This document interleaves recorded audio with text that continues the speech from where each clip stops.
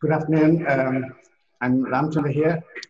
I'm very privileged and very proud to be part of this webinar.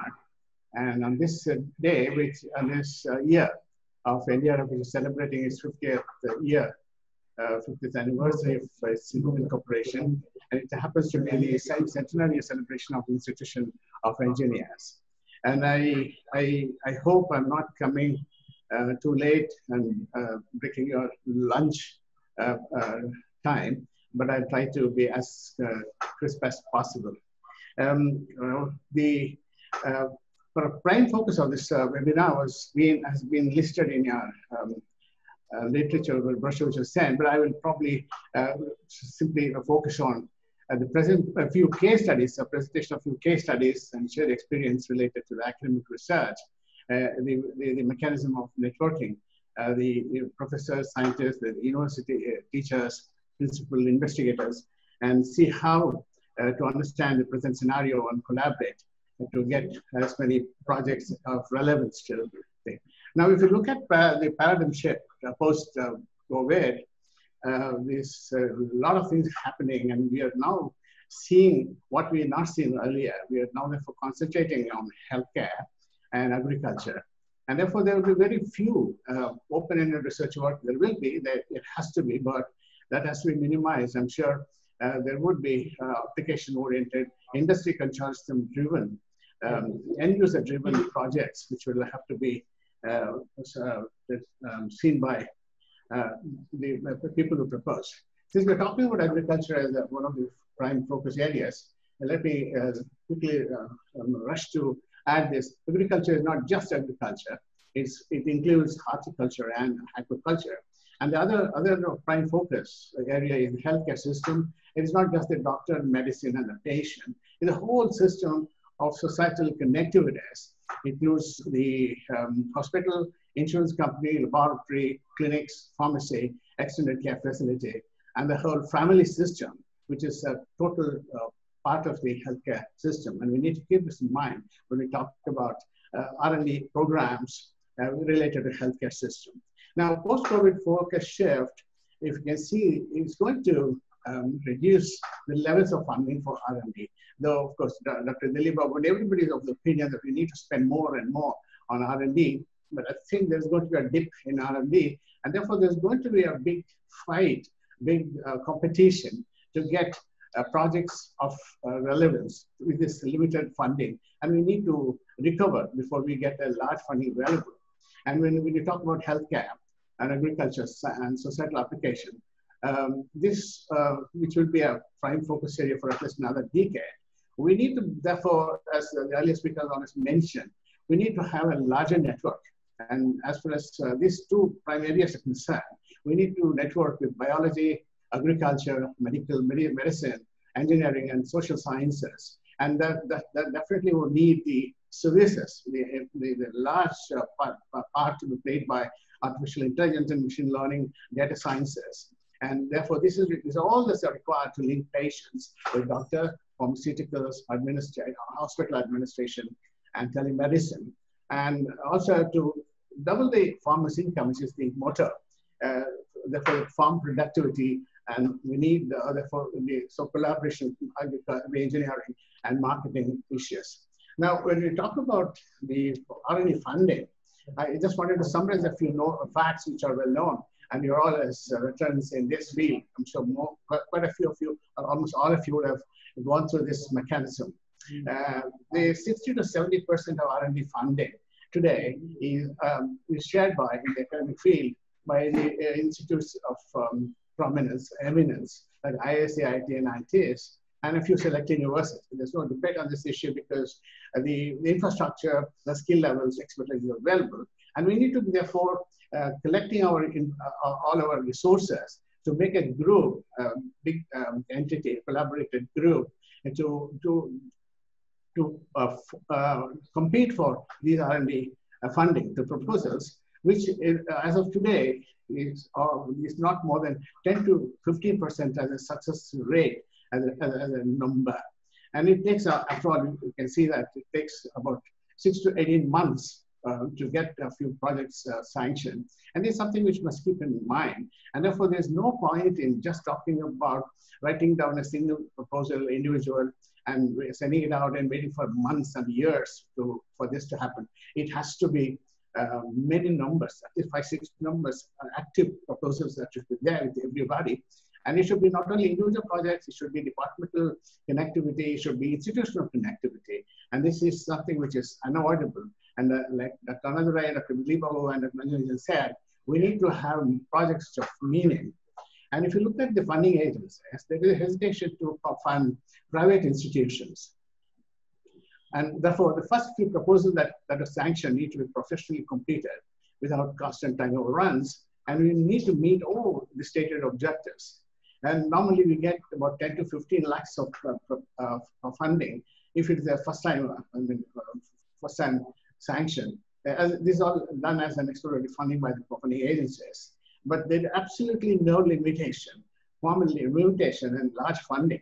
If it is collaborative projects, it's end user driven, and meaningful infrastructure development in academic institutions can attract crores of rupees. Dr. Anandar was talking about 20 crores, 30 crores, and we ran in India with an academic institution and a few small industries together, projects of 80 crores. This is not an impossible task. And therefore, we need to look at bigger picture, and we need to look at technology requirements on a major collaborative mode. You can't succeed individual. You can never ever succeed individual. And it will be simply an open-ended project of no use to anybody. Now, we are also making a terrible mistake of looking at funding by looking at only the conventional funding agencies, like what academic institutes are used to, the AICTE, UGC, DST, and so on. And these agencies, maybe at this point in time, may be saturated with building R&D funds, or within the given amount of funding, there may be a very high number of demand for project proposals and a quantum of funding. And therefore, we need to be careful. We need to be careful in looking at explore other funding agencies. If we make a net search or we look at websites, the scores of agencies which are underutilized or not utilized at all. And some of the examples that come to my mind as an example, the Niti Aayog Technology Development Fund of DRDO, we support the armed services. Now, I remember this because very recently, we have a couple of TDF projects. TDF projects are actually used to support MSMEs in the country, but there is an inbuilt clause that they must associate, wherever possible, wherever necessary, academic institutes to support their projects of components and subsystem development. And this is something which is very good for academic institutions. They must be, therefore, be lookout on the type of projects that are going on, that are planned in the future. And this is something which I think I should strongly advise that we should not ignore and we must explore. And there are other systems like you're all aware, ICMR, ICAR, for example, National Agricultural Science Fund is a huge funding entity, Department of Mining, Department of Earth Sciences, and there are several private foundations which are actually looking for proposals from many, many academic institutions, academic proposals. Now we are talking about intra-institutional, academic institutional programs. And this is, I just wanted to show it to you, you know that it's a student satellite program, which is a very good example, a very good model for academia consortium, which has a meaning, which is a deliverable product is there, and it involves several technologies, several disciplines. And this is something which you must be looking at. I think we should look at big things in addition to doing the small, important steps in the ladder of research. But this can never, ever be ignored. And this will be mandate and an unavoidable necessity from now on. Now, a few facts I thought I will show you how successful a few programs have been. Here is a case of drone being used for lifting urine and blood samples from patients in remote, inaccessible areas through use of drones. It goes to Simla, gets tested, and comes back within a day or two. And this has been possible through use of drones through a collaborative work of private industries and academic institutes. And we're not doing this the first time. This is happening in a big way elsewhere in other countries. And surprisingly, the African countries have used this because of the poverty there, because of the inaccessible areas. But notwithstanding that, they have been using this drone technology to support medical healthcare, healthcare and medical support in a very big way. You can see this is an example of what can be done.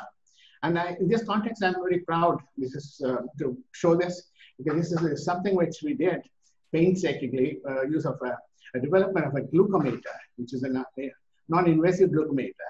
It gives you all the parameters which a doctor will look at. I mean, a lab gives you by a touch of a finger, and within a couple of maybe half a minute or 1 minute it gives.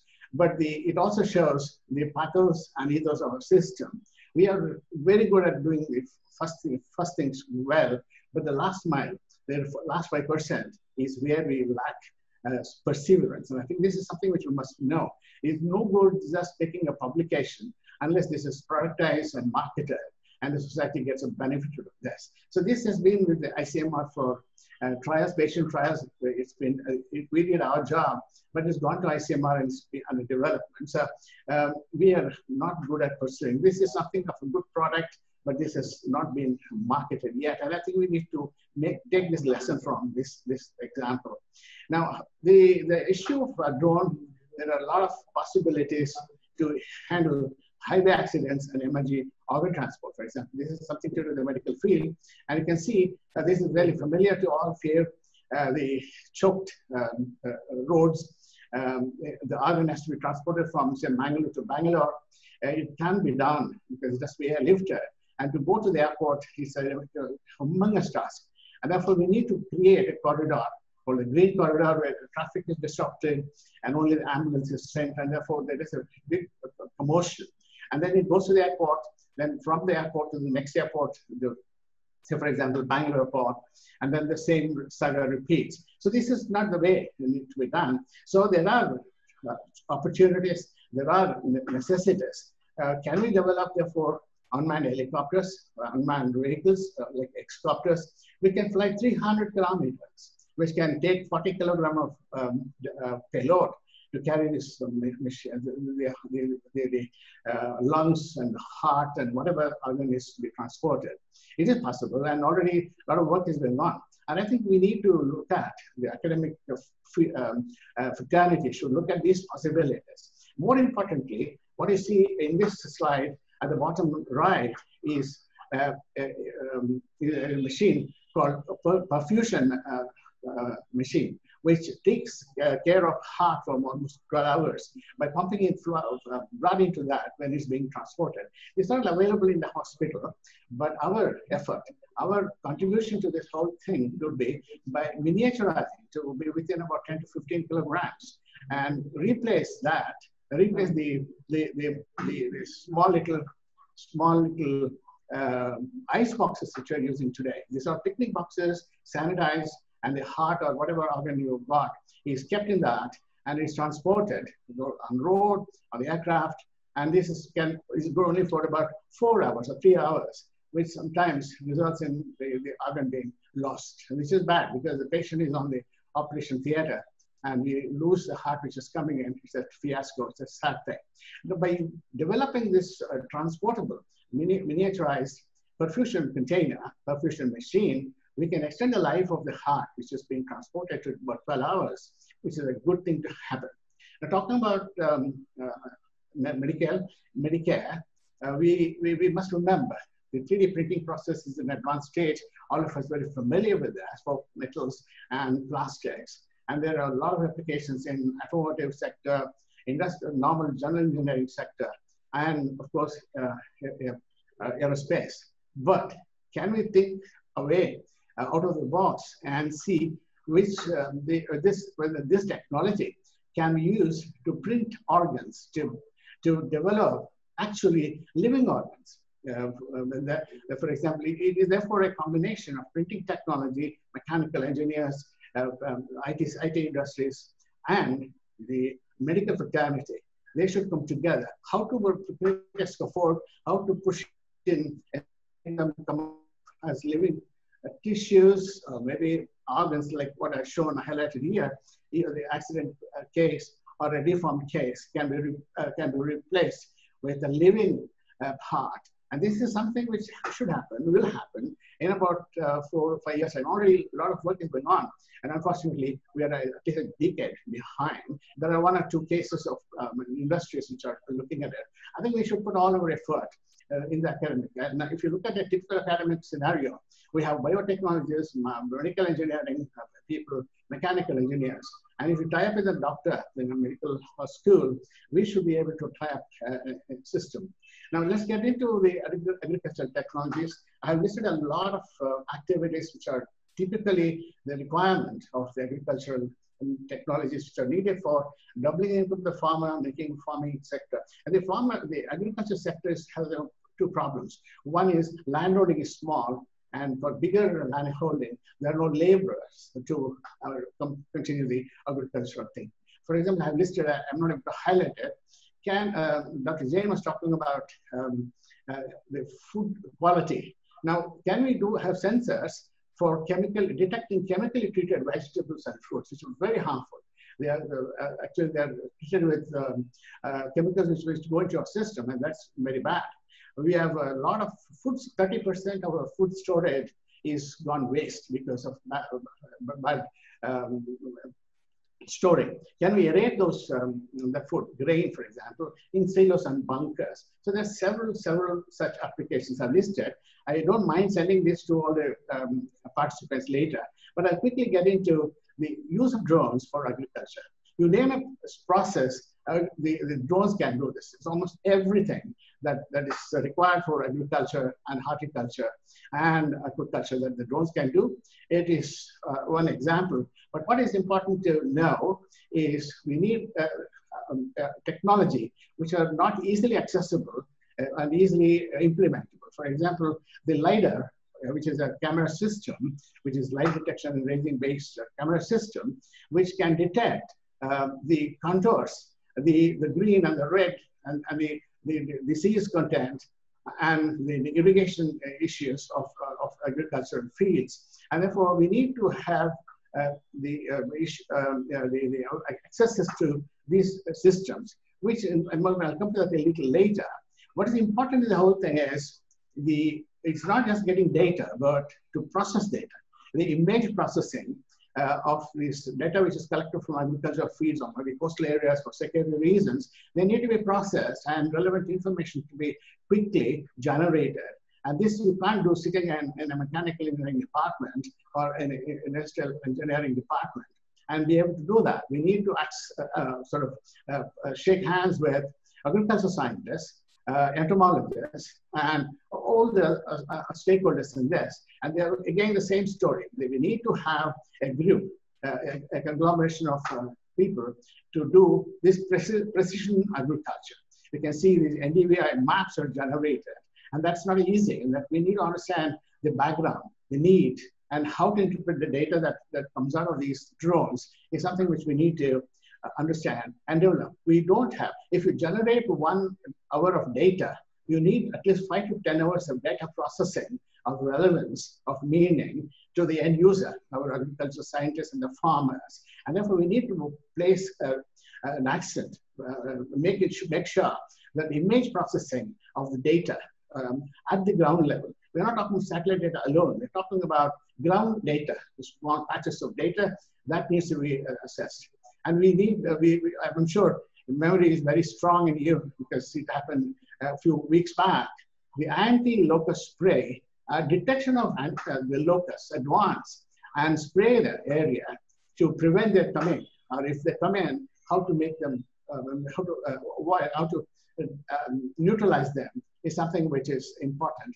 And today we are doing this in a very lackluster way, but we need to make it professional and get to know that. And to do that, we need devices. We need aircraft. For example, a very important development that's going on in Bangalore in the country is this hybrid transition aircraft, which is very necessary for forests and agricultural lands, because we cannot have a fixed wing aircraft flying out of agricultural lands. It needs to prepare the runways. But this aircraft, which can lift about 50 to 60 kilograms of payload, can, like an helicopter, lift off from a confined space, climb up, hover, and complete the mission and land within a confined space. This is happening in Bangalore, but I think we need to do as academicians, we need to see how to train our students, how to train our lab people to think about these things and make proposals which contribute this technology development.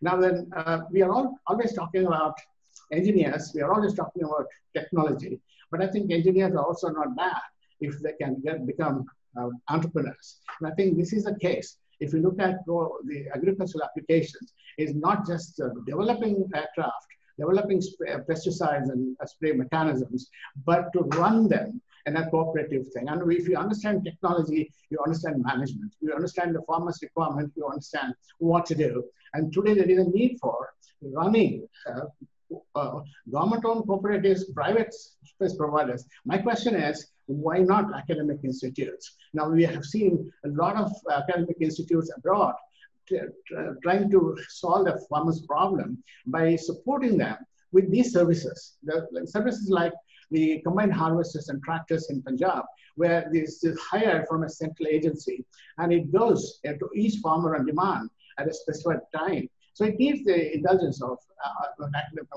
artificial intelligence, machine learning, and data, when to do, who should get this data, who should get this facility, what should be done, at what time, all these things can be done.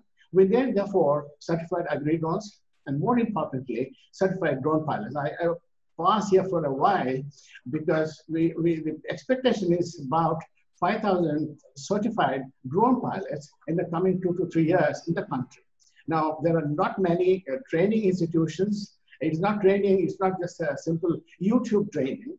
People should understand the aerodynamics, the engineering of the drones, and how to fly them, how to maintain them, and you must do it cheap and in time. So this is requires pilot and training pilots to do all these things. And who better than the academic institutes can do this effectively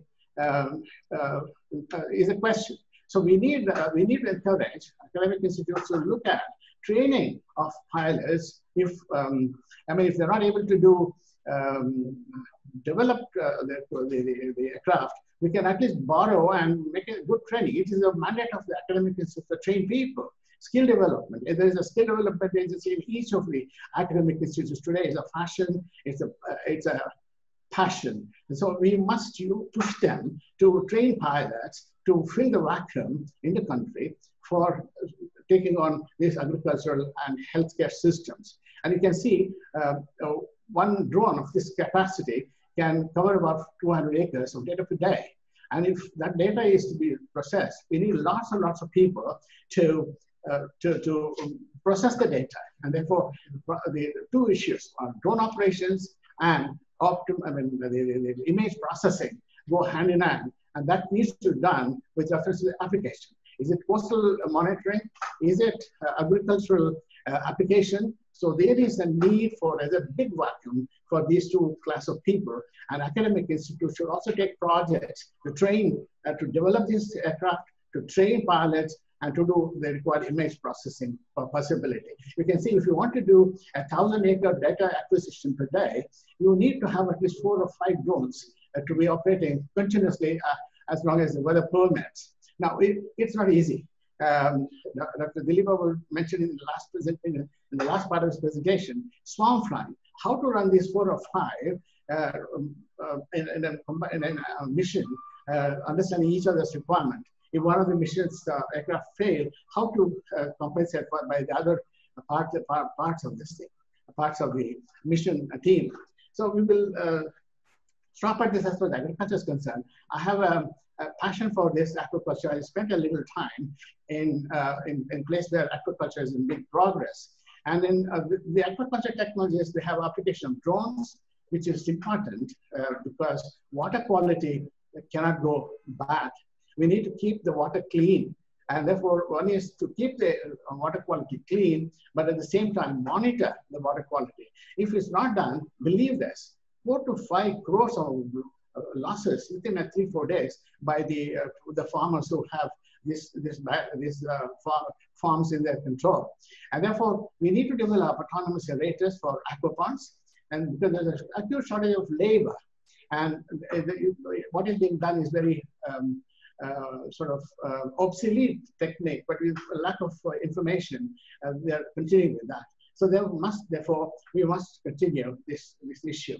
Now, what are we talking about? Aquaponds, because a typical thing, aquaponds in our country is this. It can be 1 or 2 acres, it can be 20, 30 acres of aquaponds, and it's very difficult to manage them without good water quality operation. It is done manually by simple rowing boat or a little sophisticated boat system like this. But this is manual. You have to go and pick up the water and go to the lab and get to know. And it's very difficult to continuously monitor the whole area. If you have got a 20-acre farm, it's very difficult to continue. You are doing a symbolic, very ritualistic analysis of the water quality.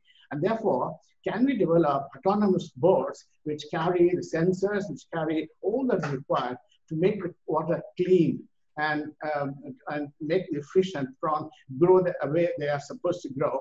And this is something which we did in Bhimavaram, and I'm very happy to show this clip. And a lot of things that happened earlier. This is the first initial work that was done. It is an autonomous pre-programmed boat which is going around a small little test lake.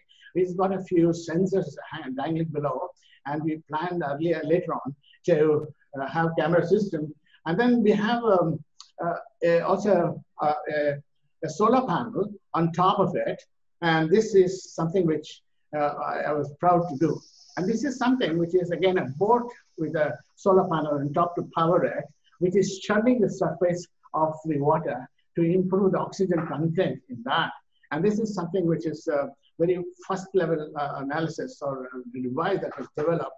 But the issue is, how can we improve the quality? And this is something which academic institutes closer to the aquaponds or closer to the coastline should be able to do. And here is a schematic of the boat system. You can see the bundle of sensor suite at the bottom in the water.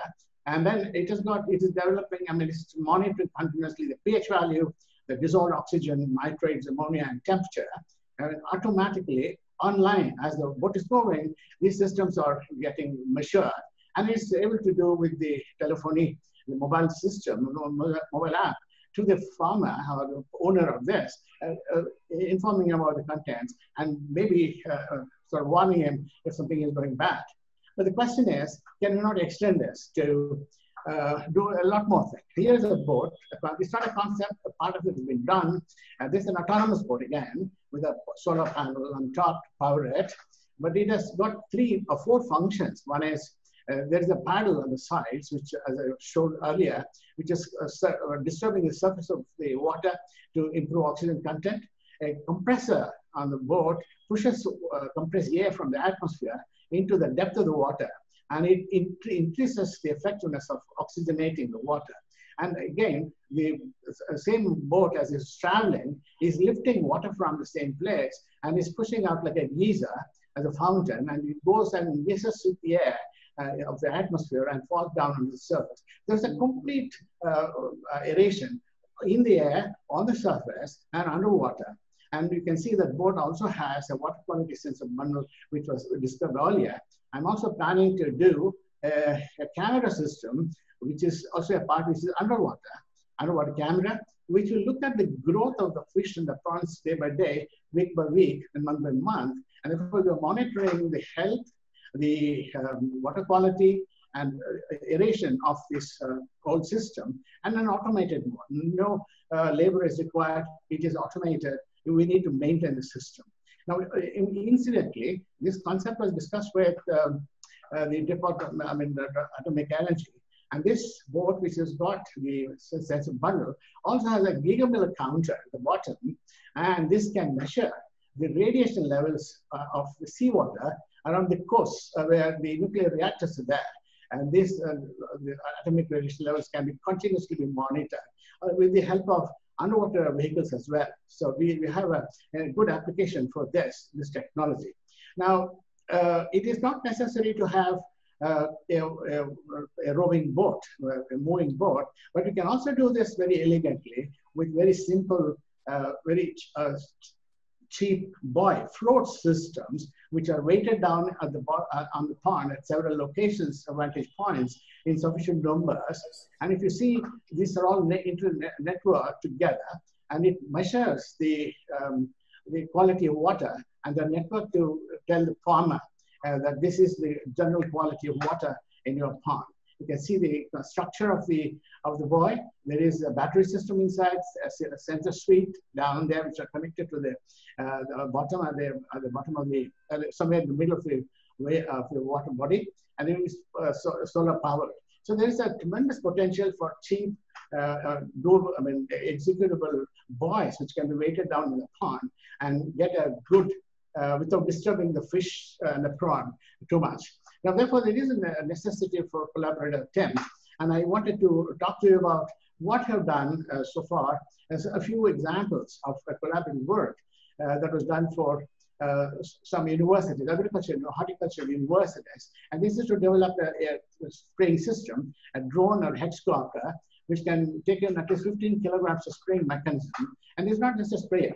It has got an intelligent system which looks at, as Dr. Jain was mentioning, or Dr. Dilip was mentioning, it can also spot areas which are not irrigated well, which are infected, which are not going well. And this automatically sets the different tone for the different mission for the hexcopter.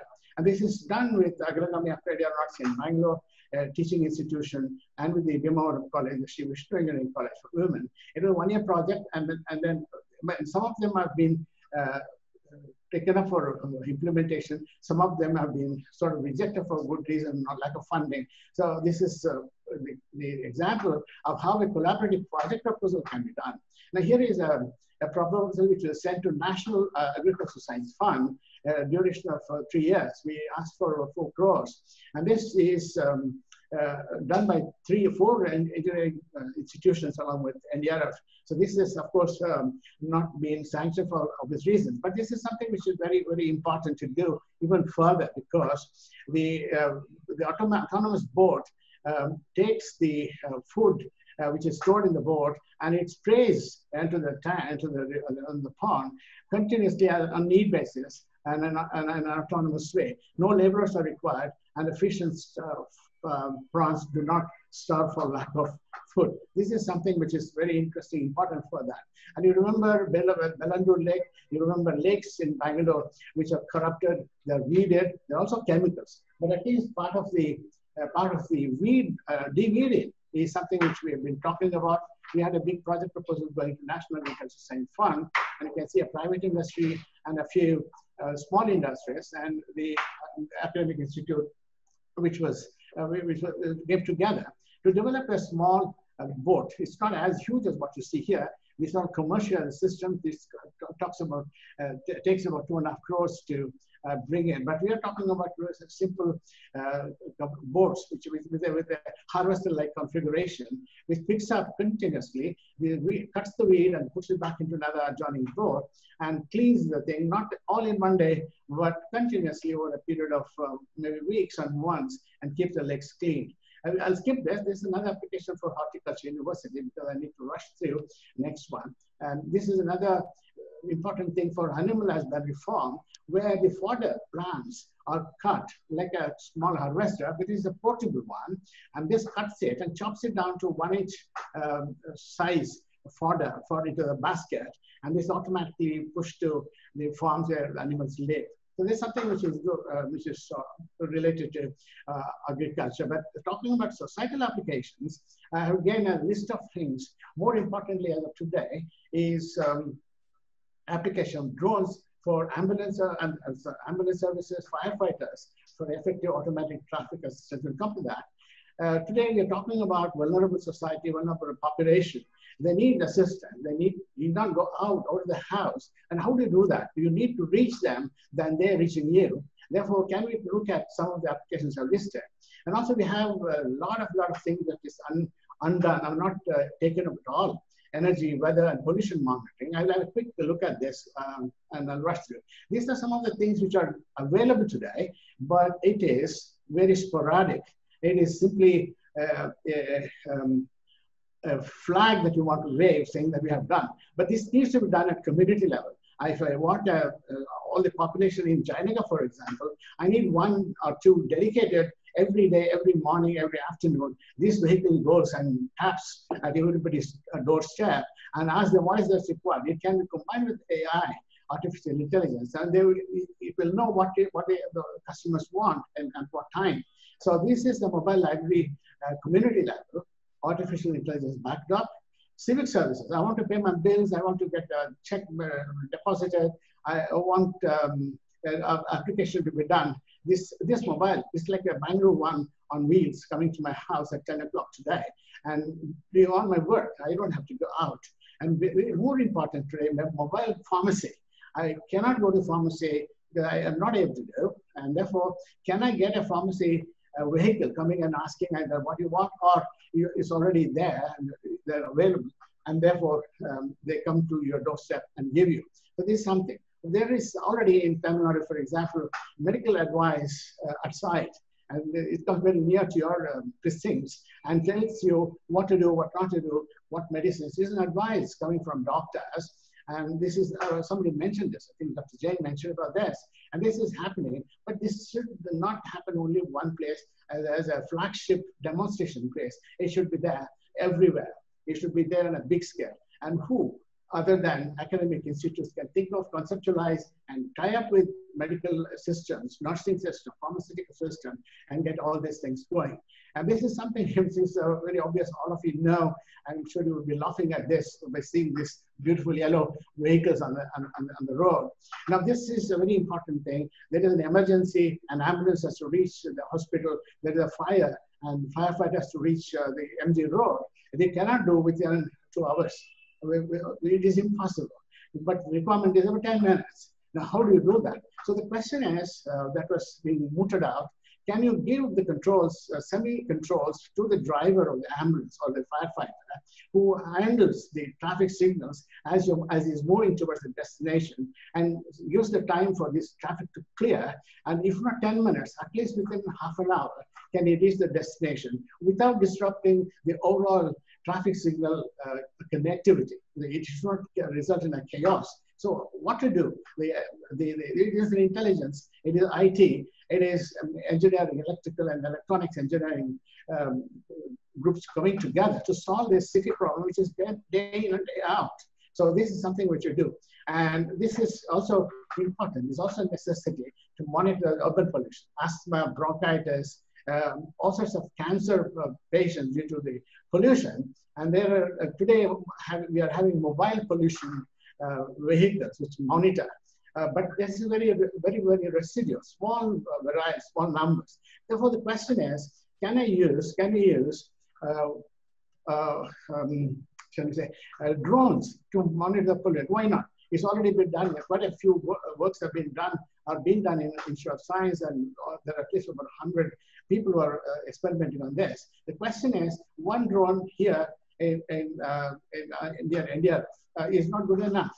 Can we therefore fly swarms of these drones with the sensors for pollution monitoring, interconnected networks, and swarm flying capability, avoid obstacles, and make a good measurement of the pollution levels within the city, all over the city, and send it to a central place where we could monitor 8 o'clock, 10 o'clock, 12 o'clock, maybe 9. So this can be programmed, and this is one good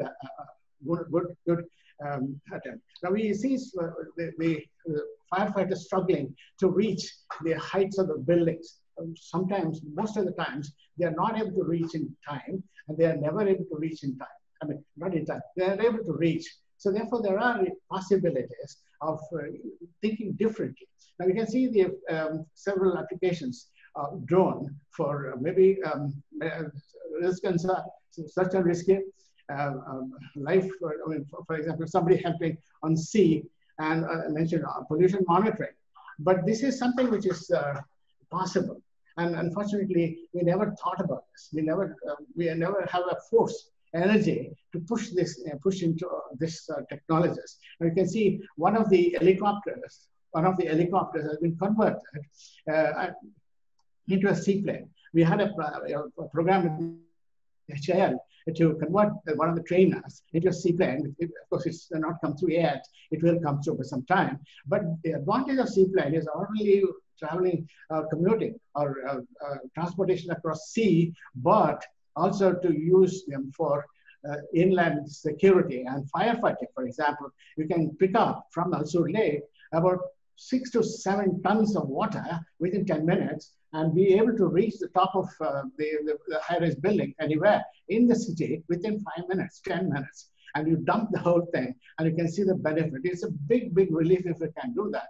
There is a need for developing this sort of technologies. How to suck 6 tons of water in 10 to 15 minutes and fill up the seaplane is something of a challenge which all academic institutes can really think of. It's happening elsewhere. We are not in it yet. We need to do. There are a lot of risky operations possible. I'll skip it for one of time. But environmental pollution monitoring is something which is important. It's not just the pollution causing problem to human beings, but it affects indirectly our food chain, our food security. If there is pollution, for example, this project of handling using drones in upper Himalayas was taken up, and it was almost it's an imprint program, and this is to monitor the pollution levels at that height. If there is a pollution beyond a certain level, the insects which come in to feed on this pollinate, but that is denied to them because they don't come if it's polluted.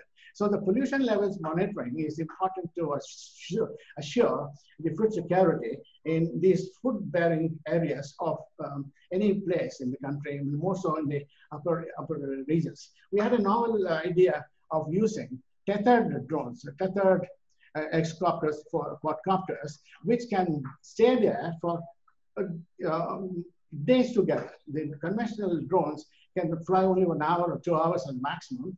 And in fact, this experiment was done also in Anna University. And this can stay there for 8 hours, 10 hours at one station. And you can raise the height of this drone as you want to measure the pollution levels at different levels. And so is the case for the stats, aerostats. And we are not doing much in the country about aerostats for civilian applications. And now here is an aerostat which has got also a weather station. You can monitor the weather in addition to pollution levels. And so weather monitoring, pollution monitoring using this technology is important. We're talking about weather and pollution. We should also talk about our energy security. And if you look at this level, we are blessed with good wind coverage in the country, but we are at least 2 or 3 levels behind other countries which are producing wind energy. And I'm not talking about wind energy, conventional wind energy. I'm talking about wind energy drawn through what is called the vertical axis wind turbines. It's very shameful that we are not put our effort into this, because these are small wind turbines. I can place it in between 2 buildings here, on top of the building, on open space. I can network them on, provided the wind is favorable at least a few months in a year, maybe morning and the evening. So we have not done enough work in developing robust windmill terms. We have a bias, and we say no, this is all not viable. There's one line statement, and the whole program is gone. There's a lot of work that's been done elsewhere. We can see a network windmill system, and Dr. Another was talking about the hybrid systems. The wind turbine mixed with a solar system. It provides you power through the day and through the night. So there is a big advantage in launching this, and we are very, very sluggish in this issue. There are a couple of applications which I wanted to highlight in automotive, aerospace, and marine engineering. A host of possibilities I've listed. I have sent this list to all of you, but what I wanted to talk about, mention, is the possibility of passenger cars. Now you must remember that passenger cars and trucks today, we are shifting gear from the IC engines due to pollution and power and the noise to the e-vehicles, vehicles. I mean, before that, I'm sorry about that, but one important thing the academicians would know, at least the mechanical engineering, industrial engineering, and the people who write codes, they must be made aware of this. This automobile crash test, which gets done in Pune, for example, is using the virtual passenger dummies. They are instrumented dummies which replicate the behavior of the human beings, male, female, and child. It simulates blood, the flesh, the bones, and the all other nervous systems. And it is almost behaves like a human being. And that is used in this car crashes. And believe this, each one of them is about 4 crores. And that is very expensive. It is retrieved, it is repaired, but that's not the best thing to do. We must have indigenous these dummies, human dummies for practical tests. It will save a lot of things. It not only saves costs, it is basically giving us an experience of understanding the science behind these crash tests. And there is also one big challenge, which is virtual instrumented passenger dummies. We are doing a lot of simulation, and today we are dependent on all imported software which simulate the process of crash of a human being. Why not? Why not we discuss with the structural engineers, medical doctors, psychologists, whoever's involved, all these people should be together, and we, within about 4 or 5 years, there's a lot of work to be done, and this needs to be done. You must develop virtual instrument passenger dummies to enable crash testing on a virtual platform, and that's not available. And the stock answer that's given is, oh, we will import it. Why invest 500 crores? We can just develop, buy a few and be done. That is the normal Indian side, which we need to fight.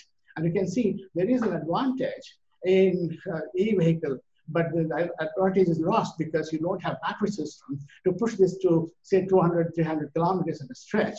And that's not good enough for long-haul vehicles, or for that part, even bigger vehicles which can work from here to Delhi without replacing the batteries or recharging the battery. Now, therefore, we have been working on a system which is called a range extender, which is basically a small gas turbine-based generator, which keeps looking at what's happening to the battery system. As soon as it goes down below a level, it starts generating power and feeds the battery and charges it and keeps it at an optimum level.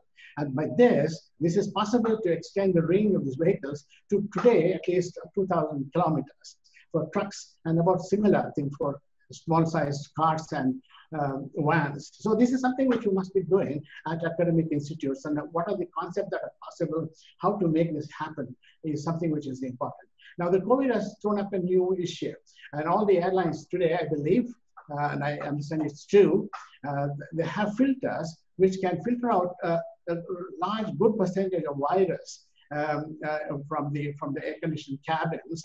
And it's a very debatable point. If it is so good, why are we talking about safe distancing in the aircraft? That's a different debate.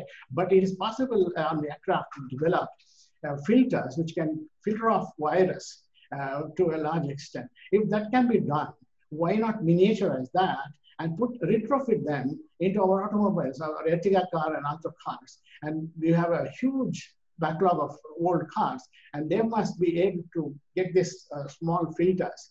We are building satellites. Why can't we miniaturize a filter like this and help Indian industries? And more importantly, all the owners of the cars who are driving on the road. And this is something which we must think seriously, and this can be done. I've listed a few aerospace applications. I'll quickly cover this. Thanks to the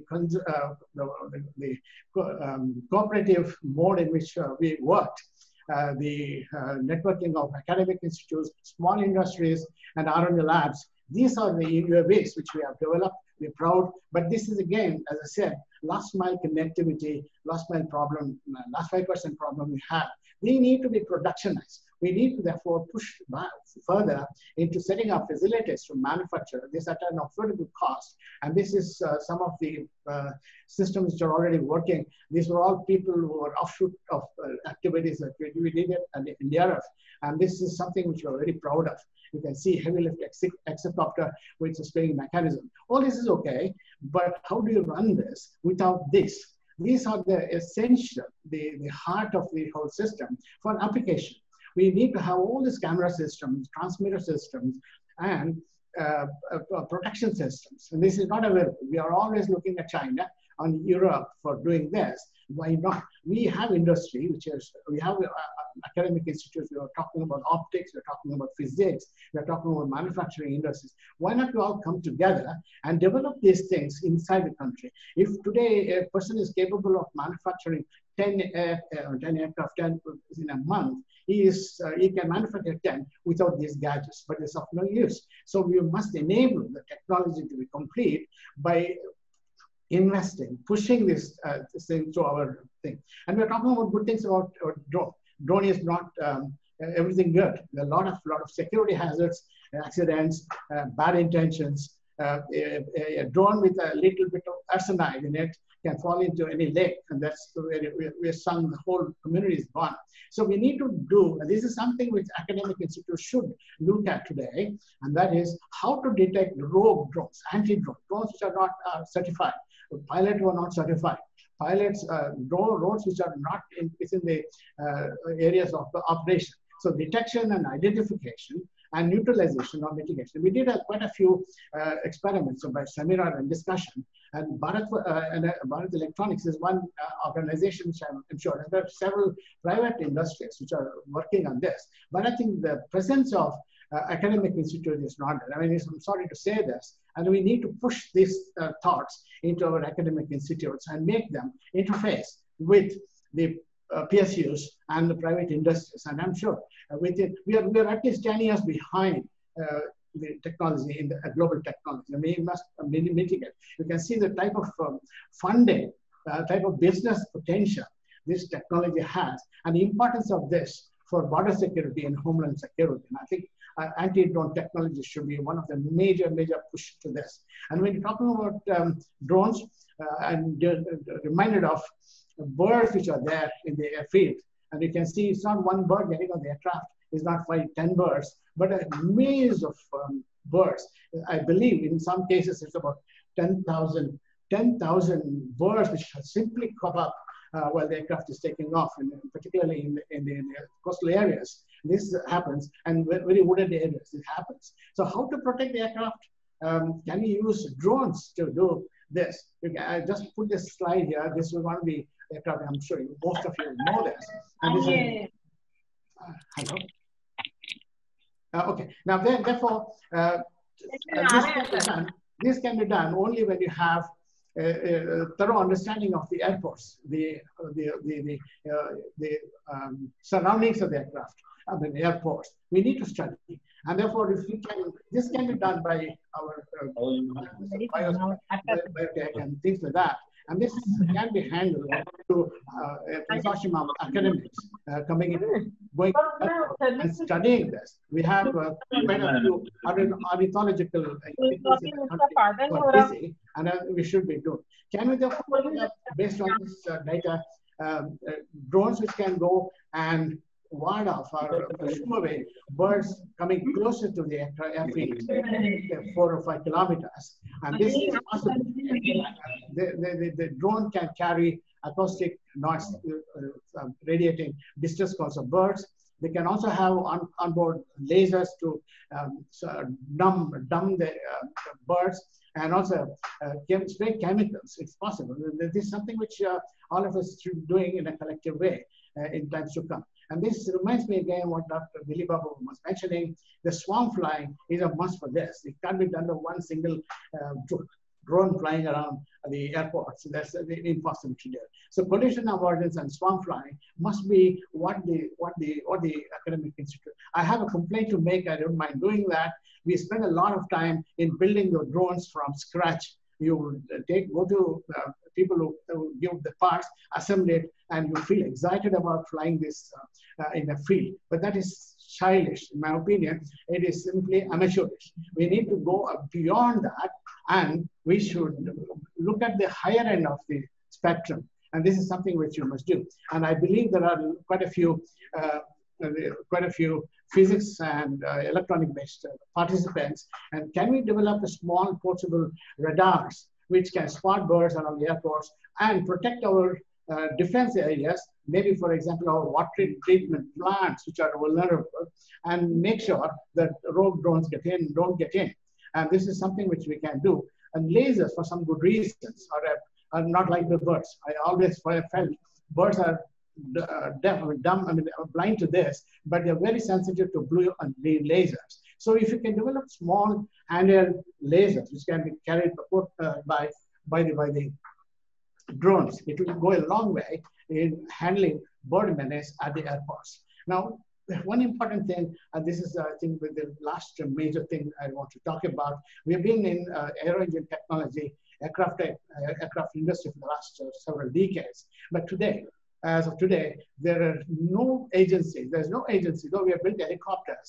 There's no single agency which can design, manufacture, operate, and repair propellers. Propellers for helicopters, propellers for fixed wing, entire trade, entire business is given away to 4 or 5 global agencies. Why not we be the global hub for this? Why are we not putting effort in right from academic level to private and public sector industries to develop these things? So you can see the type of propellers for helicopters and type of propellers for the fixed wing aircraft. And today in our assessment, my assessment about the technology readiness level for the propeller is this dismal show. Nothing is beyond 5, excepting operating propellers. So I think there is a need of the hour is if you want to push the air engine technology, aircraft technology, a propeller. Turboprop is going to be the order of the day. At least 70%, 60% of our aircraft will be turboprops, short and medium haul aircraft, turboprops. And each aircraft needs at least 6 or 8 propellers. And then there's a backup propeller. A huge market, but we don't know how to design. We have materials, but we don't have design know-how. We don't know how to manufacture them and how to test them, how to maintain and repair. This is a big thing that we must do. It's a very shameful thing that even small propellers, whether it's wood or carbon composite, is all being imported en masse from abroad. You talk to anybody who builds a drone, he is importing this small silly thing. So I think we need to wake up and see from the scratch, from ground zero to capturing market through design. Now, the other important thing I also want to, I'm sure it is a lunchtime for you, but you please spare a few minutes more for thinking about this. This is, people call it obsolete technology. That is the Hovercraft. Hovercraft is a balloon, inflated boat, which is also a propeller, the propeller mechanism, which can also move on land. This is something which is very important for our case, our situation. This has been neglected, but all these things which you see on the left can be replaced by elegant hovercraft, the coracle by Hovercraft. And Hovercraft is not a simple pleasure thing. It is for search and rescue. It's for mass transportation. It is for research and military. We're importing hovercraft from Japan, from abroad. What's going on? We should be able to do, and this is a very good guy. I'm happy that I brought this because this is something which our academic institutions can develop at a low cost with related funding. We should be able to set norms for design, for testing it on small legs and say, we have our Indian hovercraft which can do what we want to do. And you believe this. This is already being used in a small way in Bombay, in the creeks of Bombay from around the island. These are all for transportation and goods passenger transportation and goods transportation. Now, therefore, we should also look at, looking back to us, but looking forward, there are many things, and I think we should set our sight to thinking big. And there's no point in having, somebody was mentioning an equation. It is not just the equation, it's also important. We need to understand the basics. We understand mathematics, we understand physics, but we are doing it at the expense of thinking big. And thinking big, there are several things I don't want to spend too much of time, it's already late, but I have listed these few things which are related to something like mechanical engineering, aerospace engineering. I'm sure there will be hundreds of similar things for other disciplines. But what I wanted to talk to you about, the research, the occurrence, the coming in of the technologies, Liliva will definitely be very, very pleased to see this. And this is the linear friction welding. We know friction welding, but we have not done anything on linear friction welding. It's a question of supply and demand.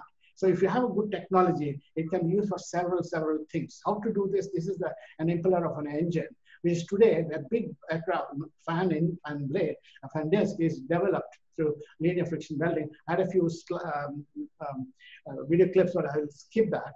And this is something which we must do. There are heat treatment processes which metallurgy department, materials department people should do. And this is to increase the life of turbine disc, for example, by 30% by a simple heat treatment process. We are not able to do it because we don't understand the mechanism. We are not able to do it because we don't have heat treatment furnaces like this. So this is something which academic institutes should do. And we started this in a big way in RV College of Engineering. Things are going on. But one institute doing this is not an answer to a major industrial question. Therefore, and then how about the magnetic bearings? It will remove all the lubrication requirements in a complex machine like the gas turbine. Already NAL has done, Dr. Arun Kumar is one of the pioneers in this, but we need more Arun Kumars, more NALs to come in and make this possible. We are also talking about all electric engines, all electric aircraft, or a more electric aircraft. And therefore, we need to look at the generators, motors, which are important for this technology. High temperature materials for the nozzle. I'm sure ISR has plenty of applications, but this is slightly different in terms of aero engines. And there are several things to do.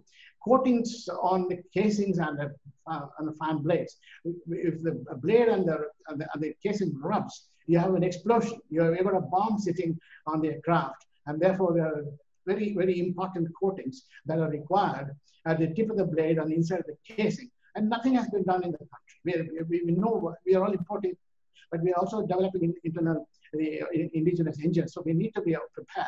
And how to monitor, how to measure, how to test these coatings, high-speed coating. The tip rub, the rubbing takes place at 300 meters per second velocity and much more. How to therefore simulate, how to and then test them is something which we do. We have not heard of anything about erosion, foreign object, water, bird, and ice ingestion. The modeling of ice is an important activity in crashworthiness, in crash tests, in impact tests. And we have plenty of mathematicians, plenty of mechanical engineers, and plenty of people who can write codes. And I think we will be doing the best service to the country by modeling the behavior of ice when it flies into the aircraft, or either engine on the surface of the windshield, for example, or the wing, at velocities relevant to flight condition. So this is something which I highlight, and we've done nothing preciously. We have lost a lot of time. When we talk about loss of time, we've been talking about fuel cell technology for the last 20 years, and things have not happened. We have not seen any major contribution or participation of academic institutes to do the first few baby steps. And I think we should do. Tomorrow, because of the e-vehicles in the country, fuel cell will make an important thing. Fuel cell is a basic need. It's like petrol. And therefore, if you don't succeed in fuel cell, we don't succeed in e-vehicle in days to come. There are already aircraft which are moving, which are flying, and test flying, and we are at least 15 years behind. We should make up. And this is something which is, again, important for fuel cells, as I said, the cars, the trucks, because of the range that is required. So this is something which I thought we should do. I'll quickly finish this thing with a couple of slides more. I just wanted to say a few success stories of academic institutions and their collaboration. And this is basically demonstrates the possibility and the dire need for academia consortium, integrated academia and industry partnership, and in handling industry-driven projects. This is a sweet photograph as I'm concerned. It shows that at least 7 or 8 academic institutes have come together with 7 or 8 small industries and 3 or 4 R&D labs. And we ran a national program. And the outcome of all this thing is this. And this is because somebody who saw there is a need for consortium approach, industry, academia, and R&D labs to develop indigenously. This is accepting a part which are imported is all indigenous effort, and this is what is pleasing to look at. And then we also say we have also developed a lot of sensors, which of course have not been productionized, not patented, but they can develop, sort of reasonably accurately measure the presence of ammonia and carbon monoxide. You know, it has got a repercussion. You can detect explosives in mines. You can detect explosives coming through airport. And these are all something which can be capitalized upon. And there's nobody to do this. And there are also biofuel cells and biosensors, which are developed through this consortium of preferred. And this is the last slide I wanted to talk to you about. Where is the strategy for R&D programs, which includes academic institutes? Academic institutes as individuals, academic institutes as institution, and academic institute as a consortium. Therefore, we need to look at systems and applications with an end product, which is marketable. There's no point in having many open-ended projects for publishing papers. And this is very, I'm so vociferous about it. It's an offshoot, publication is an offshoot, but it's not the prime goal. And we must use end users. We must go out and seek opinion of the end users. And it shall be collaborative proposal. Not limited, this is an important thing. When you say collaboration, it's not 2 or 3 engineering colleges coming together, but widespread disciplines, not limited to engineering colleges, I must say. This is a consortium of medical institutions, hospitals, agricultural institutions, biology and science organizations, institutions of management, legal and financial issues. I brought in legal because we're talking about Antidrone technologies. It's got a lot of legal issues. So there is the unavoidable necessity to have consortium, end user, industry, end product, and large funding. And funding, we need to look at other avenues, newer pastures, which will be able to support it.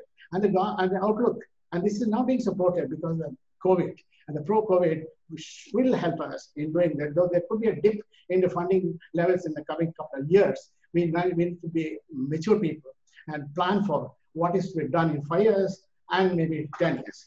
So this is all I wanted to tell. I'm sorry, I took a lot of time, more than what I should be. And with this, I thank India for giving me the opportunity to be remembering all that was happening in India and elsewhere. Thank you. Thank you very much.